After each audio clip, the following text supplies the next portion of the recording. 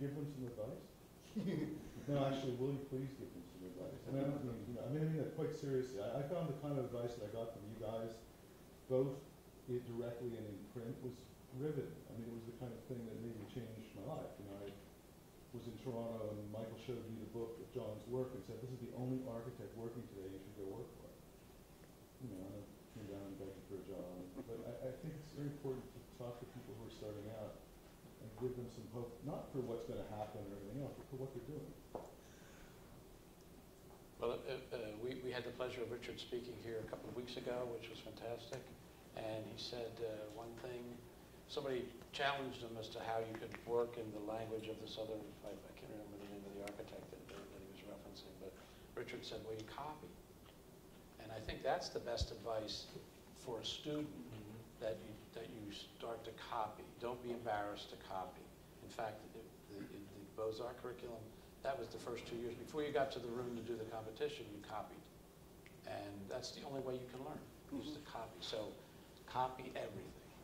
And even when you become a practitioner, I mean, how many buildings I've done, I've gotten paid a lot of money because I copied the Petit Trianons. Right, Richard? You were there to witness those things.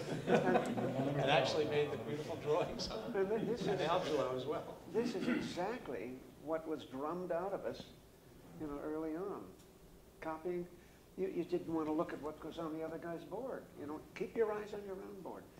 I have scars on my psyche from an experience in either kindergarten or first grade when I was doing nice little drawings of something in an art class, and I don't know whether it was Donald Duck or locomotive. I guess I've lost the knack for the locomotive. But at some point, I mean, I was kind of a little hero in first grade because I could draw so well. And then they discovered that I was practicing by copying Donald Duck and airplanes and things. And once they saw that I was copying to learn, I don't know whether I had to go take a nap on the cot or they didn't take me to the dean, but I was so humiliated because my drawings were really good, largely because I was learning how to do it by copying other things. Another example, very personal, there was a part where we would color and then cut out things and make little dioramas. And I was really quick at this, and I had a very smooth Crayola technique.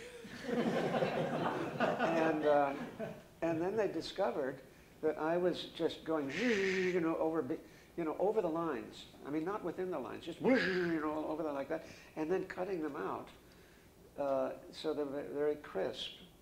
And I was so embarrassed. They were so unhappy with me. They thought I was cheating. They thought I was, and oh man, we moved shortly after to another community. But that's funny how that is the whole thing. Whereas before, you had to copy. You couldn't get a job with Rubens if you didn't learn how to draw and paint just like Rubens, because there were a bunch of people working on a big wall. But it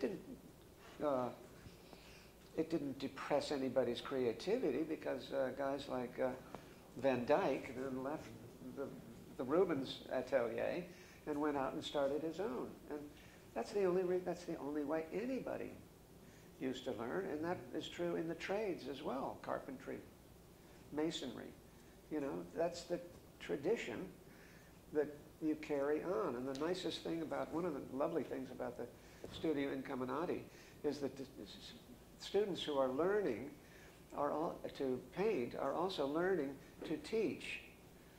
So the ones who have been there a couple of years are teaching the ones who are new.